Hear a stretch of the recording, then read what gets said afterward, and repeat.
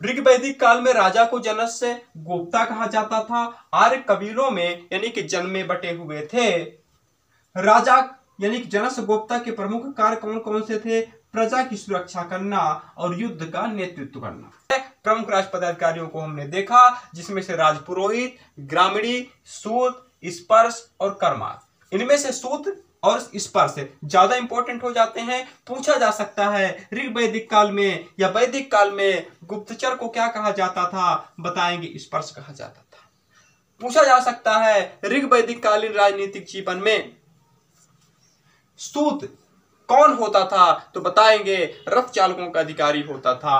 पूछा जा सकता है कि ग्रामीणी कौन होता था? तो बताएंगे ग्रामीणी जनस्य गोप्ता के अधीन गांव का मुखिया होता था, गांव का प्रमुख होता था। पूछा जा सकता है कि जनस्य गोप्ता का प्रमुख सहयोगी कौन था? तो बताएंगे पुरोहित यानी कि राजपुरोहित प्रमुख सहयोगी था, प्रमुख सहयोगी था। उपनिषद, तो उपनिषद ऐसा ग्रंथ है जिसके गूढ़ रहस्यों को समझने के लिए गुरु के समीप बैठा जाता है।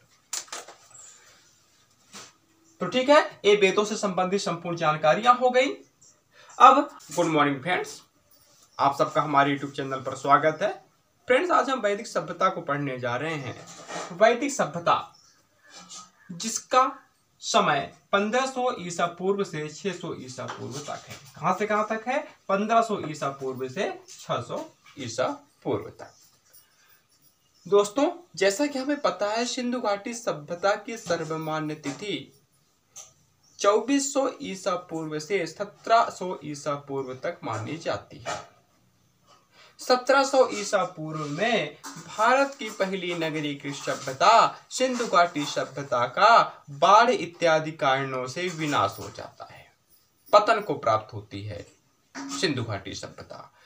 अब 1700 ईसा पूर्व से 1500 ईसा पूर्व तक उत्तर भारत में कौन सी सभ्यता स्थापित हुई, पनपी, फली फूली और विनाश को प्राप्त हुई, इसके बारे में जानकारी नहीं है। किंतु 1500 ईसा पूर्व से 600 ईसा पूर्व के बीच उत्तर भारत में जिस सभ्यता ने अपने पैर पसारे उसका नाम है वैदिक सभ्यता। जब तक सिंधु घाटी सभ्यता को नहीं खोजा गया था तो वैदिक सभ्यता को ही भारत की पहली सभ्यता माना जाता था। वैदिक सभ्यता को बसाने का काम यानी कि वैदिक सभ्यता के निर्माता कौन है? तो बता दें कि वैदिक सभ्यता के निर्माता आर्य थे। कौन थे? आर्य थे। वैदिक सभ्यता के निर्माता आर्य थे। आर्य संस्कृत भाषा का शब्द है जिसका अर्थ होता है कुलीन या श्रेष्ठ, कुलीन या श्रेष्ठ। तो ठीक है, वैदिक सभ्यता के निर्माता कौन थे? आर्य थे या कुलीन थे? कौन थे? आर्य थे, जिसका अर्थ होता है कुलीन या श्रेष्ठ। इसके बाद बात करेंगे भाई वैदिक सभ्यता का स्वरूप कैसा था। एक चीज और, वैदिक सभ्यता के निर्माता आर्य थे। आर्य का अर्थ होता है कुलीन, तो वैदिक सभ्यता को आर्यों की भी सभ्यता कहा जाता है। किंतु वैदिक सभ्यता नाम इसलिए पड़ा क्योंकि वैदिक सभ्यता के बारे में संपूर्ण जानकारी वेदों से प्राप्त होती है। अब वैदिक सभ्यता के स्वरूप को देखेंगे तो वैदिक सभ्यता का स्वरूप ग्रामीण था। ऐसा था, ग्रामीण, यानी कि वैदिक सभ्यता भारत की ग्रामीण सभ्यता थी। ऐसा कहने में कोई अतिशयोक्ति नहीं होगी कि वैदिक सभ्यता भारत की पहली ग्रामीण सभ्यता थी। इस सभ्यता को जिस युग के लोगों ने बसाने का काम किया था उन लोगों को लौह युगीन लोग कहा जाता है। कहने का मतलब कि वैदिक सभ्यता जो कि भारत की पहली ग्रामीण सभ्यता थी, इसे लौह युगीन लोगों ने बसाया था। अब बात करेंगे आर्यों का मूल निवास स्थान। आर्यों का मूल निवास स्थान, चूंकि वैदिक सभ्यता के निर्माता आर्य थे, वैदिक सभ्यता का स्वरूप ग्रामीण था, तो आर्यों का मूल निवास स्थान भी रहा होगा, जहां से आर्य आए और वैदिक सभ्यता की इन्होंने स्थापना की। तो हम आपको बता दें कि आर्यों के मूल निवास स्थान को लेकर इतिहासकारों में काफी मतभेद है। क्या है? मतभेद है। इतिहासकार आर्यों के मूल निवास स्थान को लेकर के एक मत नहीं है, उनके मतों में विभिन्नता देखी जाती है। जैसे कि भगवान दास आडवाणी ने आर्यों को भारत का मूल निवासी बताया है। कहां का? भारत का मूल निवासी बताया है। मैक्स मूलर ने इन्हें मध्य एशिया का मूल निवासी बताया है, मध्य एशिया का। दयानंद सरस्वती ने अपनी पुस्तक सत्यार्थ प्रकाश में आर्यों को बैक्ट्रिया का मूल निवासी बताया है। कहां का? बैक्ट्रिया का मूल निवासी। पंडित बाल गंगाधर तिलक ने आर्यों का मूल निवास स्थान आर्कटिक क्षेत्र को बताया है, आर्कटिक क्षेत्र। तो ठीक है, आर्यों के मूल निवास स्थान को लेकर इतिहासकारों में काफी मतभेद देखा जाता है। जैसे कि भगवान दास आडवाणी ने आर्यों का मूल निवास स्थान भारत को बताया है, तो मैक्स मूलर ने आर्यों का मूल निवास स्थान मध्य एशिया को स्वीकार किया है। स्वामी दयानंद सरस्वती ने अपनी रचना सत्यार्थ प्रकाश में आर्यों का मूल निवास स्थान बैक्ट्रिया को बताया है। तो पंडित बाल गंगाधर तिलक ने आर्यों का मूल निवास स्थान आर्कटिक क्षेत्र को बताया है।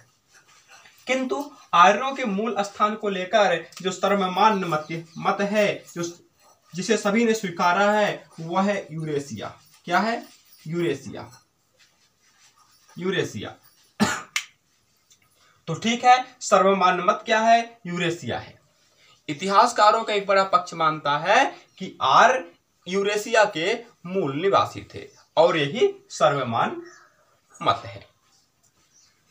ठीक है, अब यहां देखा गया है कि वैदिक सभ्यता को दो भागों में बांटा गया है। कितने भागों में? वैदिक काल या वैदिक सभ्यता को दो भागों में बांटा गया है।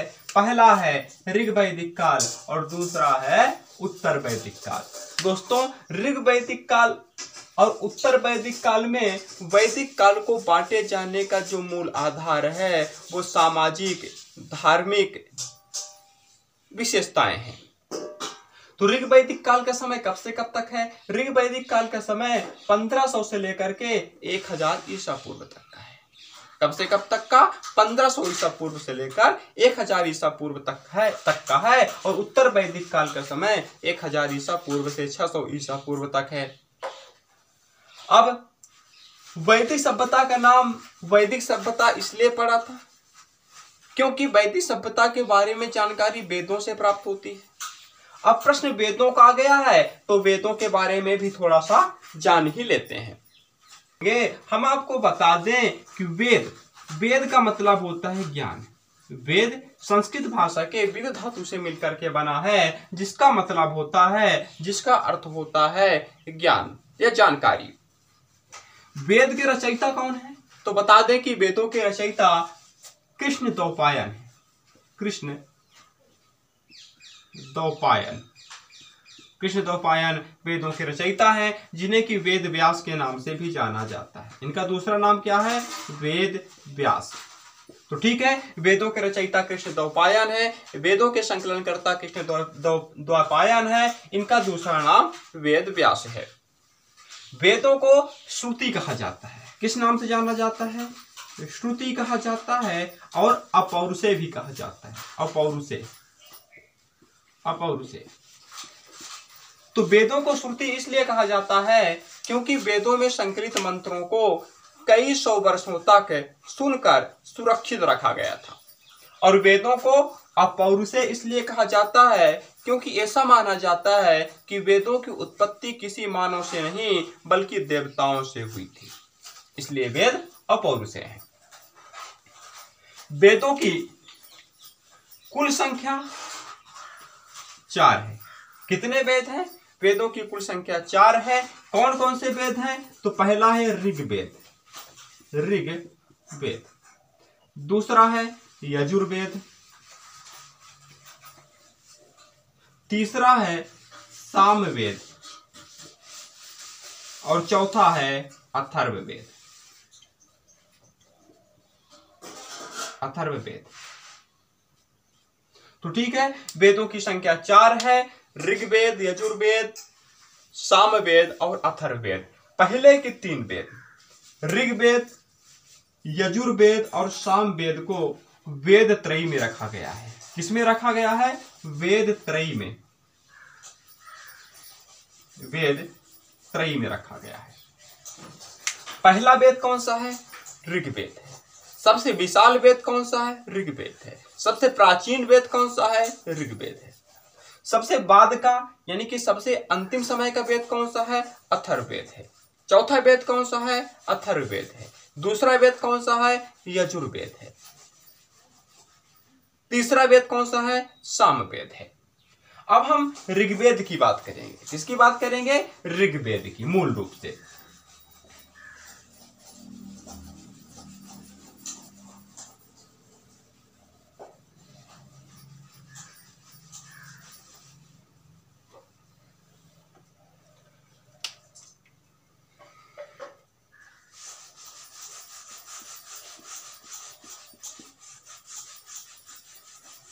ऋग्वेद। ऋग्वेद पहला वेद है, सबसे प्राचीन वेद है, सबसे विशाल वेद है।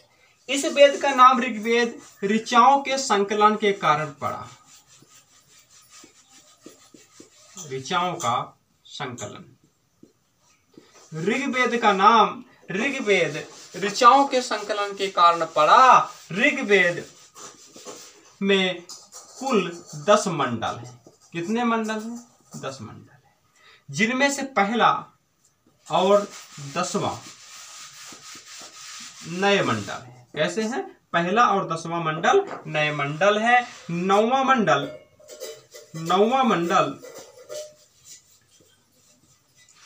सोम देवता को समर्पित है। किसे समर्पित है? सोम देवता को या सोमदेव को। 8वां मंडल किसे समर्पित है? तो 8वां मंडल कणव ऋषि। कौन से ऋषि? कणव ऋषि प्लस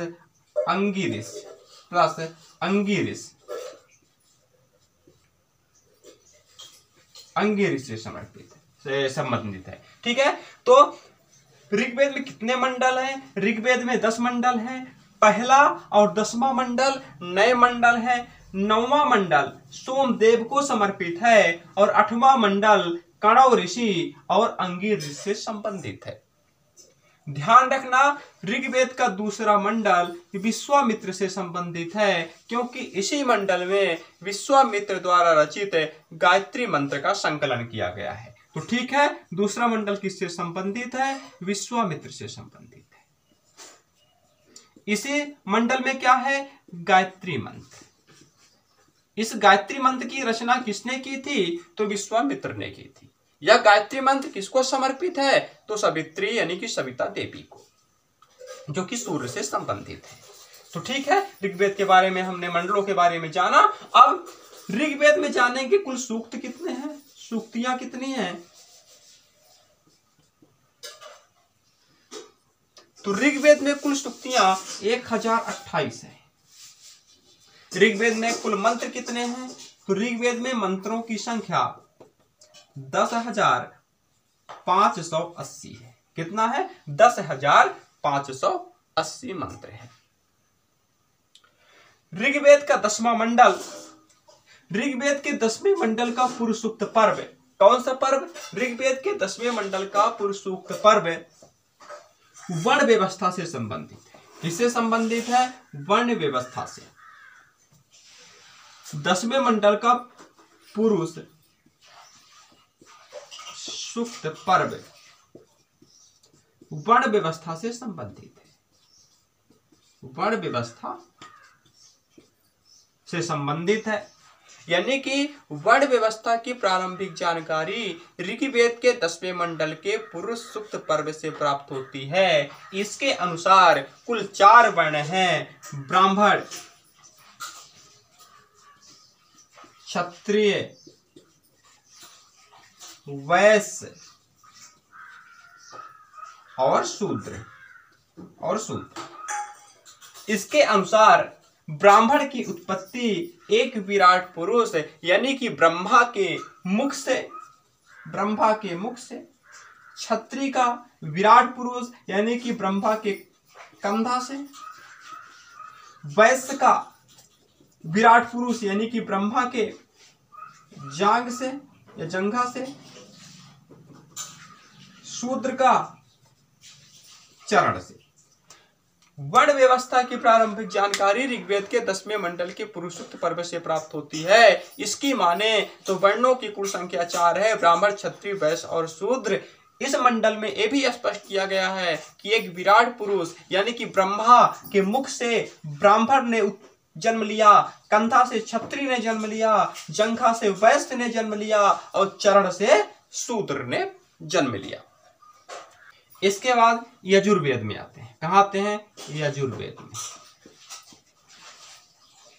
यजुर्वेद में एक चीज और कि ऋग्वेद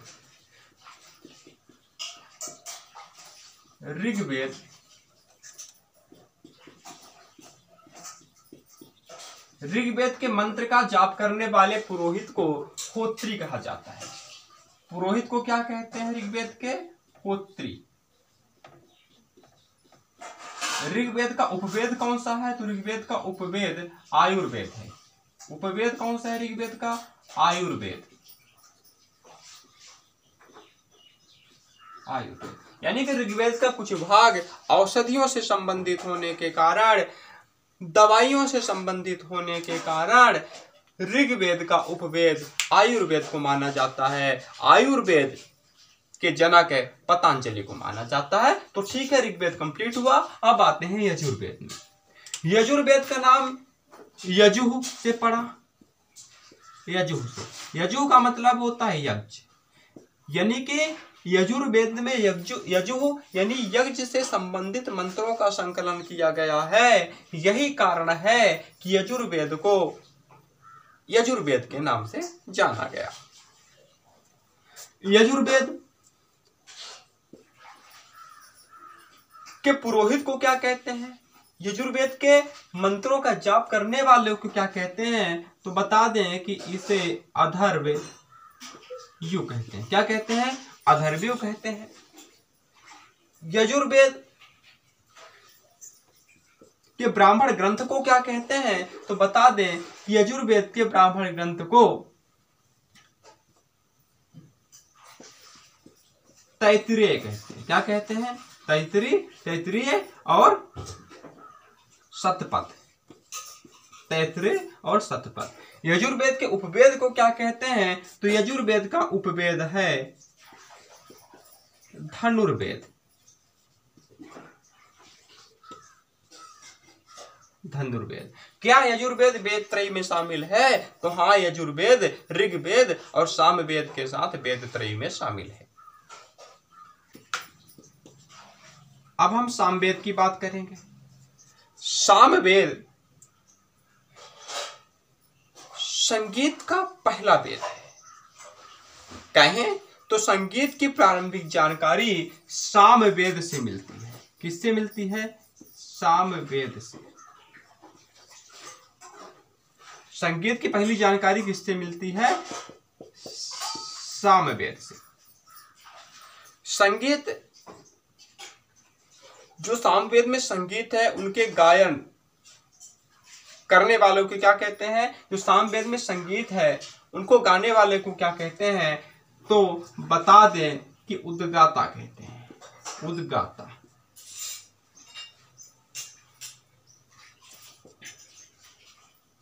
सामवेद का जो उपवेद है वो कौन सा है? तो सामवेद का उपवेद गंधर्व वेद। गंधर्व वेद। गंधर्व वेद सामवेद का उपवेद है। सामवेद संगीत के जानकारी से संबंधित प्रथम वेद है। यही कारण है कि सामवेद से संगीत के प्रारंभिक स्वर सारे गामा पादा निसा की जानकारी प्राप्त होती है। सामवेद के पुरोहित को यानी कि सामवेद को गाने वाले को उद्गाता कहते हैं और इसका उपवेद है गंधर्व वेद। तो ठीक है, ये सामवेद कंप्लीट हुआ। ध्यान रखना, सामवेद को यजुर्वेद और ऋग्वेद के साथ वेद त्रयी में शामिल किया गया है। अथर्ववेद, अथर्ववेद चौथा वेद है, यानी कि सबसे बाद का वेद है। इसे वेद त्रयी में शामिल नहीं किया गया है। अथर्वा ऋषि ने इसके बड़े भाग का रचना किया। अथर्वा ऋषि ने अथर्ववेद के बड़े भाग की रचना की। यही कारण है कि अथर्ववेद का नाम अथर्वा ऋषि के नाम के आधार पर अथर्ववेद पड़ा। अथर्ववेद किससे संबंधित है? तो बता दें कि अथर्ववेद जादू टोना टोटका, अंधविश्वास,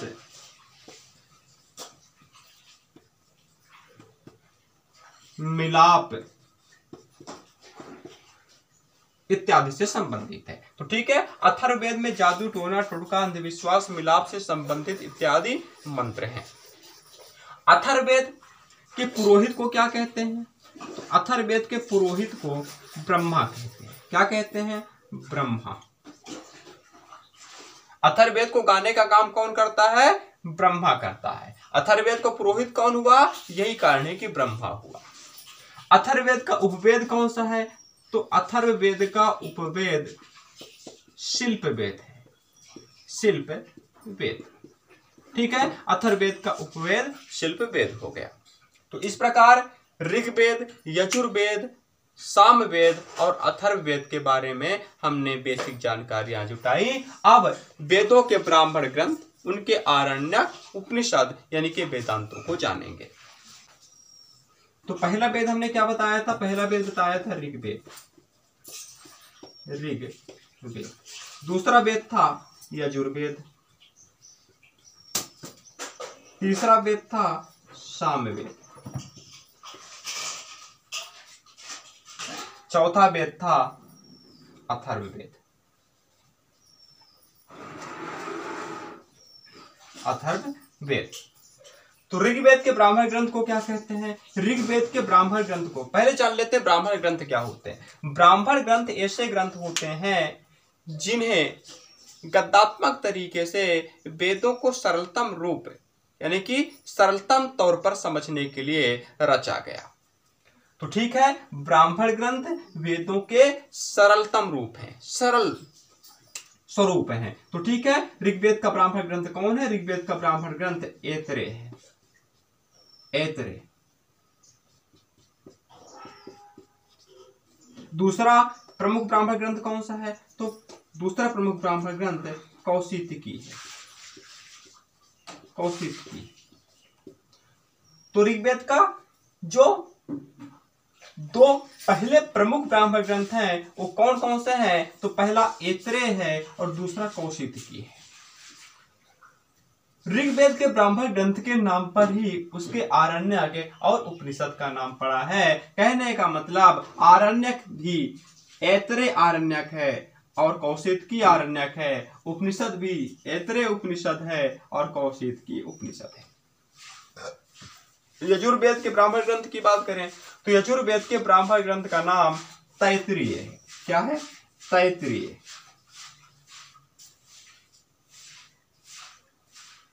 तैत्तिरीय। एक और है जिसका नाम है शतपथ। ये यजुर्वेद के दो महत्वपूर्ण ब्राह्मण ग्रंथ हैं, तैत्तिरीय और शतपथ। तो यजुर्वेद का आरण्यक क्या है? तो यजुर्वेद का आरण्यक भी तैत्तिरीय और शतपथ है। यजुर्वेद के उपनिषद कौन कौन से हैं? उपनिषद, तो यजुर्वेद के उपनिषद हैं तैत्तिरीय। पहला कौन सा है जो प्रमुख उपनिषद है? पहला है तैत्तिरीय, दूसरा है बृहदारण्यक। बृहदारण्यक। तीसरा है कठोपनिषद,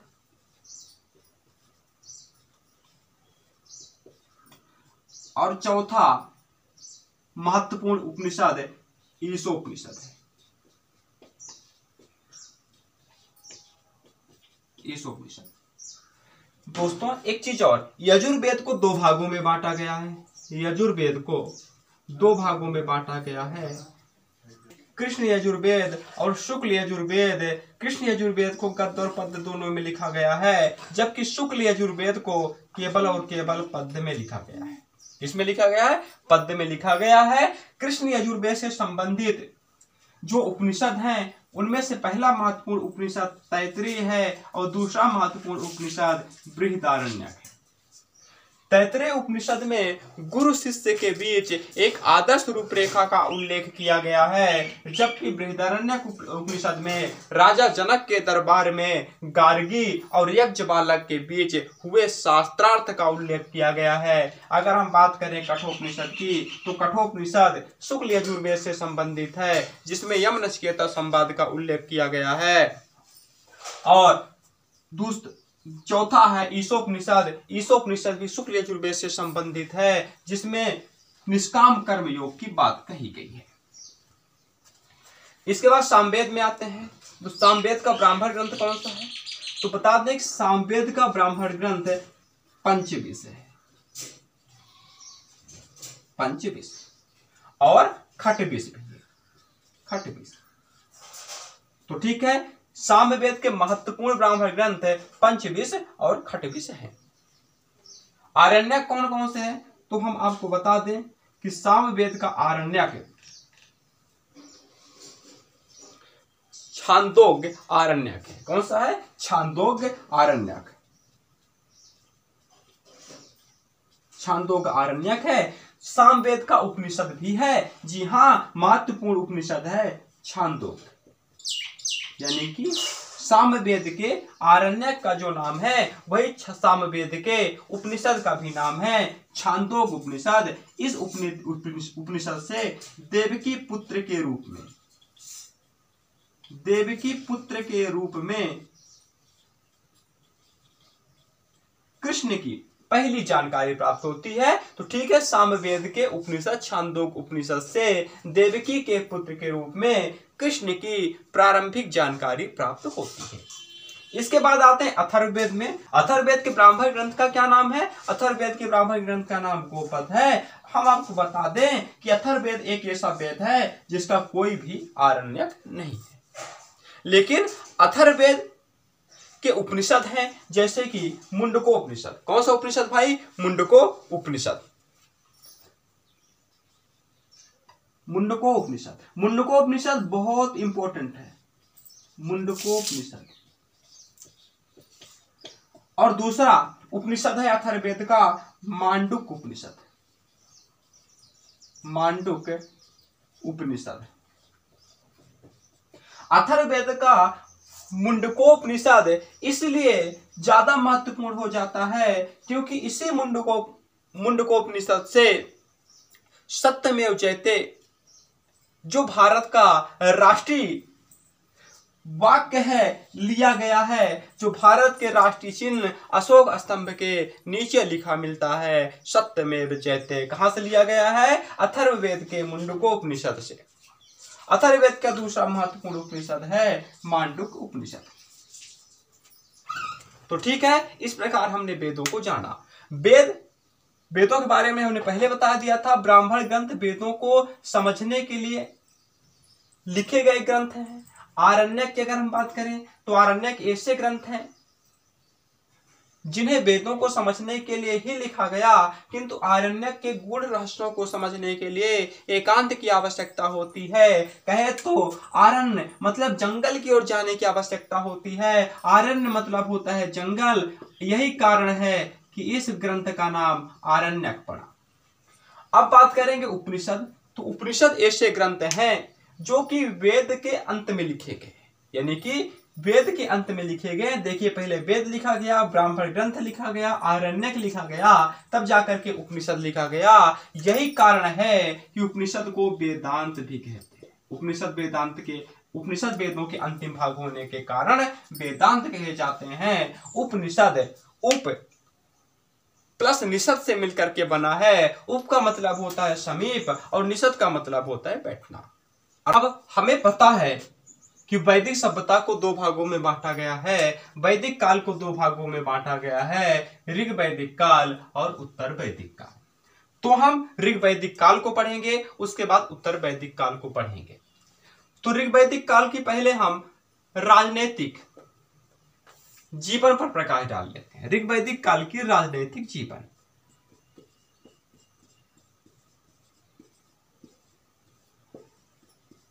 ऋग वैदिक काल की राजनीतिक जीवन की बात कर लेते हैं।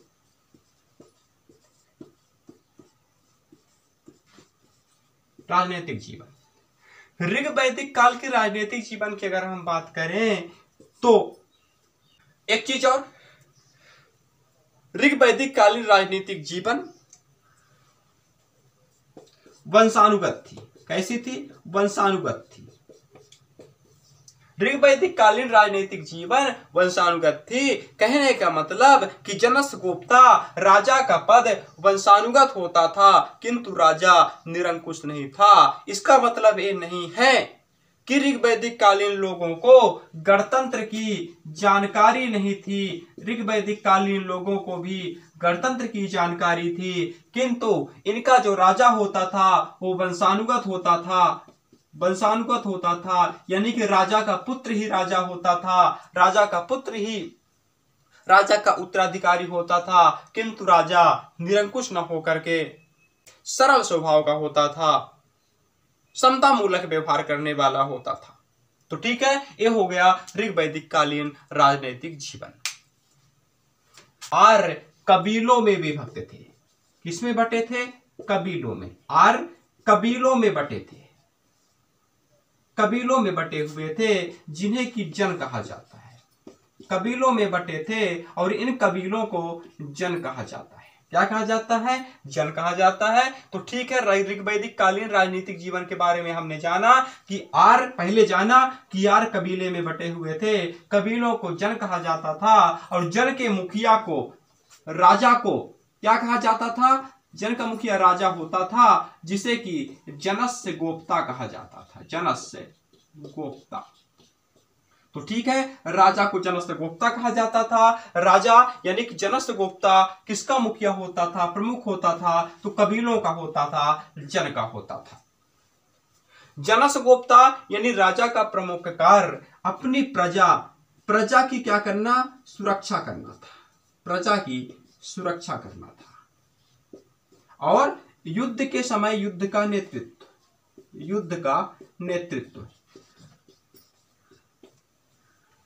तो ठीक है, बदले में जो जन होते थे, जो कबीले होते थे, राजा को बलि नामक स्वैच्छिक कर देते थे। कौन सा कर देते थे? बलि। यहां बलि से मतलब किसी मूक पशु की हत्या नहीं, बल्कि स्वैच्छिक कर से है। स्वैच्छिक कर। तो ठीक है, बलि स्वैच्छिक कर थी, जिसे ऋग वैदिक काल में कबीलों यानी कि आम लोगों द्वारा राजा को जनस्य गोप्ता को दिया जाता था। यहां बलि का मतलब स्वैच्छिक कर से है, न कि किसी पशु की हत्या से, किसी पशु के वध से। यह स्वैच्छिक कर धन, खाद्यान्न, वस्तु या सेवा के रूप में हो सकती थी। ऋग वैदिक कालीन राजनीतिक जीवन में राजा की यानी कि जनस्य गोप्ता की सहायता के लिए परिषदें हुआ करती थी। क्या होती थी? परिषदें हुआ करती थी। तो ऋग वैदिक काल में 3 परिषदों की जानकारी प्राप्त होती है। पहला है सभा। कौन सा है? सभा। दूसरा है समिति। तीसरा है विदत।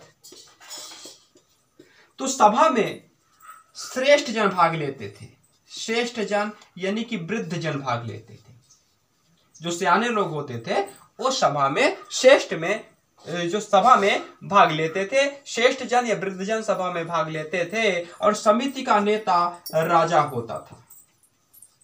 समिति की अध्यक्षता कौन करता था? राजा करता था। और विदत है ऋग वैदिक काल की या वैदिक काल की सबसे प्राचीन परिषद थी। सबसे प्राचीन परिषद यानी कि सबसे पुरानी परिषद थी। तो ठीक है, हमने देखा कि ऋग वैदिक काल में जनस्य गुप्ता यानी कि राजा की सहायता के लिए परिषदें हुआ करती थी। 3 परिषदों की जानकारी प्राप्त होती है। सभा, समिति, विदत। सभा श्रेष्ठ जनों या वृद्ध जनों की परिषद थी, समिति की अध्यक्षता राजा करता था, और विदत ऋग वैदिक काल या वैदिक काल की सबसे पुरानी परिषद थी। ठीक है, अब ऋग वैदिक काल में राजा की सहायता के लिए कुछ पदाधिकारी भी होते थे। क्या होते थे? राजा की सहायता के लिए पदाधिकारी।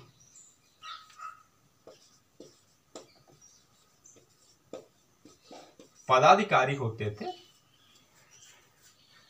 जैसे कि होम मिनिस्टर, फाइनेंस मिनिस्टर, ये सब जैसे भी हैं। तो ठीक है, ऋग वैदिक काल में राजा यानी जनस्य गुप्ता की सहायता के लिए पदाधिकारी होते थे, जिनमें से प्रमुख पदाधिकारी हैं कौन कौन से? पहला है राजपुरोहित, दूसरा है ग्रामणी, तीसरा है सूत, चौथा है स्पर्श, पांचवा है करमार। तो ठीक है, जो राजपुरोहित होता था और राजा का प्रमुख अधिकारी होता था, जनस्य गुप्ता का प्रमुख सहयोगी होता था, और जो ग्रामणी होता था और राजा के अधीन गांव का मुखिया होता था, ग्राम का मुखिया होता था, और जो सूत होता था वो रथ चालकों का प्रतिनिधि होता था, रथ चालकों का अधिकारी होता था, और जो स्पर्श होता था वो गुप्तचर होता था। कौन होता था? गुप्तचर। यानी कि ऋग वैदिक काल में इस गुप्तचर को स्पर्श के नाम से जाना जाता था, स्पर्श कहा जाता था, और जो करमार होता था वो धातुओं के वस्तुओं के निर्माण करने वालों का नेता होता था, अधिकारी होता था, प्रमुख होता था। तो ठीक है।